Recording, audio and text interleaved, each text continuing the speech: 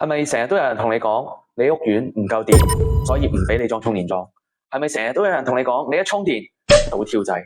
今日我哋嚟睇一睇，究竟呢個邏輯啱定係唔啱？一般嘅屋苑佢嘅用電嘅峰值咧，就係喺朝早嘅時間同埋夜晚嘅時間，就喺夜晚7點鐘去到第二朝嘅凌晨1點鐘，就係成個屋苑嘅用電嘅峰值。而呢個峰值再加50%，就係佢預算成個屋苑嘅總嘅電力容量。而呢個電力容量一旦個屋苑設計咗出嚟咧，就不能夠再改變㗎啦。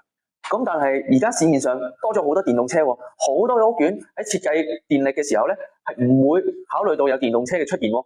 咁所以所謂嘅電力不足嘅問題，就係你喺呢個峰值嘅時候充電，咁你呢個部分咪唔夠咯？你一充電超過咗呢個峰值，咁係咪會跳掣咯？呢個就係所謂嘅唔夠電嘅原因。你喺呢個時間充電，你就會令到成個大廈跳掣。但係大家有冇發現，其實佢個峰值喺呢度，但係呢個部分嘅電量其實係從來都冇人用過。咁我就將呢個圖表剪成一個木桶咁樣，呢個就係一個木桶，白色嘅部分就係流走嘅電力、流走嘅水。